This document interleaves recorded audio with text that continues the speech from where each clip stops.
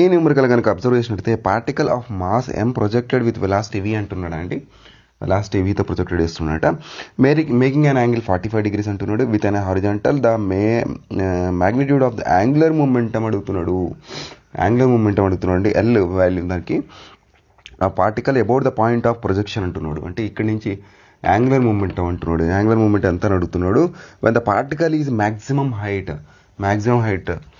Particle maximum height అయినప్పుడు మనకి ఏమవుతుంది, వర్టికల్ కాంపోనెంట్ అనేది 0 అయిపోతుంది. హారిజాంటల్ కాంపోనెంట్ విఎక్స్ మాత్రం మిగులుతుంది. విఎక్స్ ఏం రాసుకోవచ్చు, వి కాస్ తీటా. ఇంతకుముందు యూ కాస్ తీటా అని రాసేవాళ్ళము.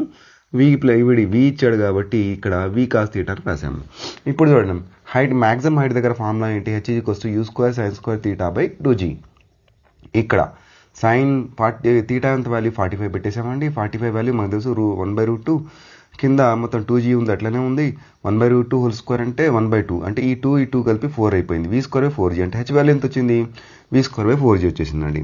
ఇప్పుడు యాంగులర్ మూమెంటం ఫైండ్ అవుట్ చేద్దాం. యాంగులర్ మూమెంటం L = mvr అనేది మనకు ఫార్ములా. m అట్లనే పెడదాం, v అట్లనే పెడదాం. సో v ప్లస్లో v కాస్ తీటా. ఇక్కడ మ్యాక్సిమం హైట్ దగ్గర ఎంత వచ్చిందండి, v కాస్ తీటా. r ప్లస్లో h హైట్, అంతే కదా. ఇది ఒక సర్కిల్ లాగా అనిపించుకుంటే మీ ఇది రేడియస్ అనేది h అని కనబడుతుంది మనకి. m ఎట్లనే పెట్టేసి v ఎట్లనే పెట్టేసి, సో ఇక్కడ v ఎట్లనే పెట్టేసి కాస్ తీటా ప్లస్లో 45 పెట్టండి. ఇక్కడ h వాల్యూ ఎంత వచ్చింది మనకి, v²/4g పెట్టేయండి. మరి కాస్ 45 అంటే 1/√2 పెట్టేసేయండి. మిగతాది అట్లనే రాశాను నేను.